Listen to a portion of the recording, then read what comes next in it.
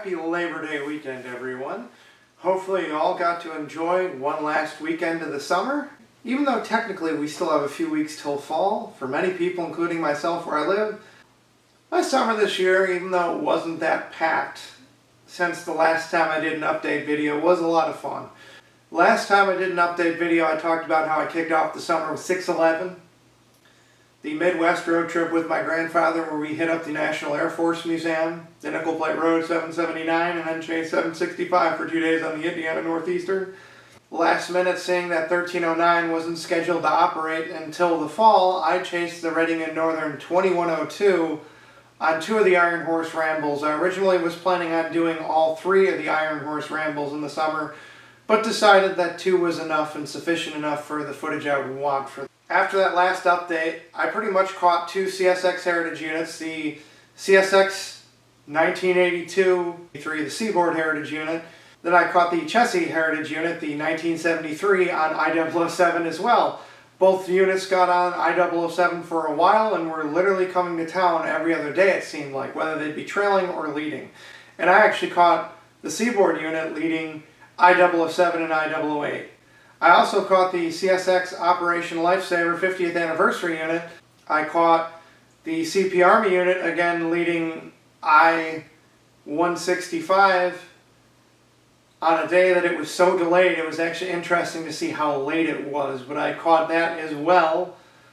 Then in August I finally went to Steamtown, and I finally got to see their collection. Got to finally see the Canadian National 3254, Canadian Pacific 2317. I gotta say, seeing the 2317 got me even more hyped for 2816 next year. I got to see my 5th Union Pacific Big Boy, which should have been the one I probably saw first with how close it was. And I also got to see the Nickel Plate Road 759, which brings my total of burnt Nickel Plate Berkshires up to 5 out of 6. The only one I have to see next is the 763 at the Age of Steam in Ohio, which I have no idea when I will finally get out there. And the day afterwards, I chased the Reading and Northern 2102 on my second Iron Horse Rambles this year. It was a lot of fun, and I thought the 2102 put out a way better show than the July excursions. Granted, it was the July excursions where I said it was the loudest steam locomotive I've heard, but I had some issues with my SD card locking up, and holy cow, the traffic that was out for Andy Muller's birthday. So that being said, the summer pretty much went off, pretty much quieted down, and what I currently have now, video project-wise, is the Summer Heritage Unit video. I'm hoping to catch a few more Heritage Units, hoping that we finally get some from NS that I need. I only need really 5 more. I need 2 redos, and I need 1 leading. So that leaves me with 8 NS Heritage Units I really need to catch. And I'd like to catch currently the other 3 out of 5 CSX Heritage Units. Whenever they are finally put on a train leading through town, I will go out for them. But what's going on for the rest of this year?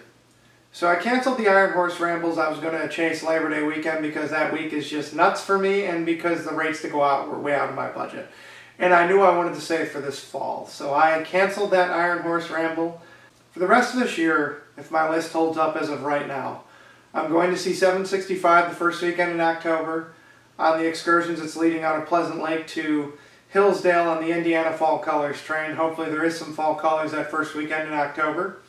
Recently, a Michigan politician, Brian Beagle, announced he has chartered the Père Marquette 1225 on its first trek to Alma since 2018 during the second weekend of October. And if the 1225 is back together and ready, I am hoping to actually chase that because it has been a long time since I have chased the 1225 on a long excursion. The last weekend of October, I'm hoping to catch the 611 on its first mainline excursion since 2017. Hoping the crowds kind of die down by then. And after that, I'm hoping to squeeze in the New York and Lake Erie at some point this fall. But in December, I am for sure going to chase the Père Marquette 1225. And I might end up chasing the 1309 and the Frostburg Santa trains. With canceling the 1309 in the fall foliage this year, I really want to shoot 1309 again, and to me the fall foliage Frostburg trains would be the best way to go. Depending how things go will depend on how the rest of this year goes.